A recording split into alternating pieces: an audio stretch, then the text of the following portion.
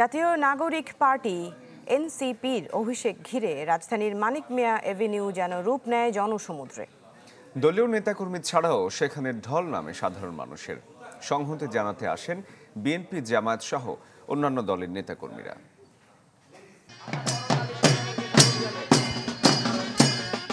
কিশোর থেকে বৃদ্ধ, তরুণ থেকে যুবা, উত্তাল জুলাই আগস্টে রাজপথে যাদের সর্বোচ্চ ত্যাগে এসেছে নতুন বাংলাদেশ, তারাই আবার এসেছেন ফেব্রুয়ারির শেষ দিন জাতীয় সংসদ ভবনের দক্ষিণ পাশে মানিক মিয়া অ্যাভিনিউতে। বাংলাদেশের রাজনীতির ইতিহাসে এমন করে আর কোনো রাজনৈতিক দলের অভ্যুদয় ঘটেনি, যা ঘটালেন জুলাই অভ্যুত্থানের অগ্রপথিকরা।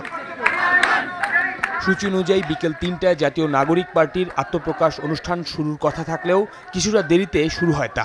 তবে এর আগেই ঢাকা ও বাইরের নানা প্রান্ত থেকে ব্যানার ফেস্টুন হাতে মানুষ, যাদের বেশিরভাগই তারুণ্যের কোটায়। দেশের প্রতি, দেশের যেই দলগুলো, রাজনৈতিক দলগুলোর প্রতি একটাই আহ্বান জানাবো, যাতে এতগুলো মানুষের যেই রক্ত, এই রক্ত যাতে তারা না ভুলে, এই রক্তের অবদান তারা যাতে না ভুলে। সবাই একত্র থেকে দেশে যে ঘোষণাপত্র দেওয়ার কথা ছিল সেটাকে বাস্তবায়ন করা হোক। আমাদের নতুন দল আসছে, আরও আসবে হয়তোবা, কিন্তু আমাদের সকল দলের একত্রিত এখন একটা ঐক্য দরকার আমাদের দেশের জন্য। একনল হ্যান্ড ওয়াশ 100% প্যারাবেন ফ্রি, তাই নিরাপদ হাতের জন্য আস্থা রাখুন।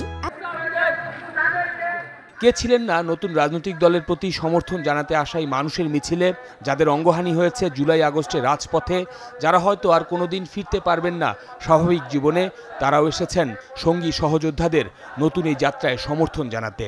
আমাদের নতুন দল গঠন হচ্ছে, আমার শারজিস ভাই, হাসান ভাই নতুন দল গঠন করতেছে। আমরা চাই যাতে এই দলের মাধ্যমে আমাদের বাংলাদেশ অনেক আগায় যায়, আমাদের দেশটা যেন পরিবর্তন হয়, নতুন বাংলাদেশ যাতে বিনির্মাণ হয়, তার জন্য আমরা আজকের এই ছাত্র জনতার অংশগ্রহণে নতুন একটা দল হচ্ছে, সেটাকে সমর্থন জানানোর জন্য আজকে আমরা এখানে আসছি। ভালো কিছু চাইতে হলে তো আগে মুরব্বীদের চাইতে হবে, সিনিয়র সিটিজেনদের চাইতে হবে, তারপর না তরুণরা আগাবে।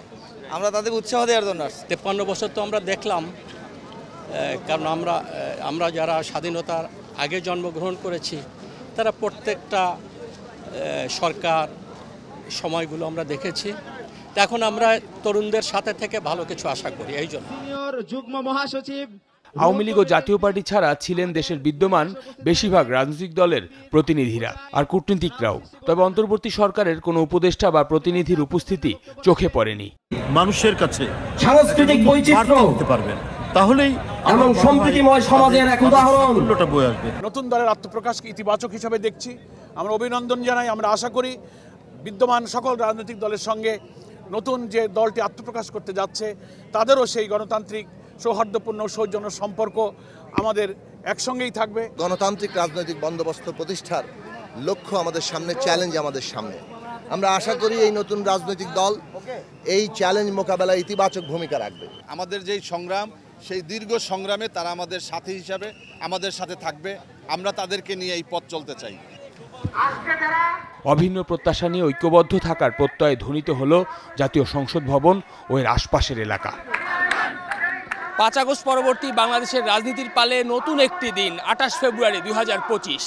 নতুন সংযোজন হচ্ছে জাতীয় নাগরিক পার্টি। এ উপলক্ষে অনেক মানুষের স্রোত মিলেছে জাতীয় সংসদ ভবনের এই দক্ষিণ প্লাজায়। সবাই বলছেন যে চেতনার বলে জুলাই অভ্যুত্থান এসেছে, এই চেতনা যাতে আগামীতে অব্যাহত থাকে বাংলাদেশের সব মানুষ এবং রাজনৈতিক দলের কাছে। শফিকুল ইসলাম সবুজ, চ্যানেল 24, ঢাকা।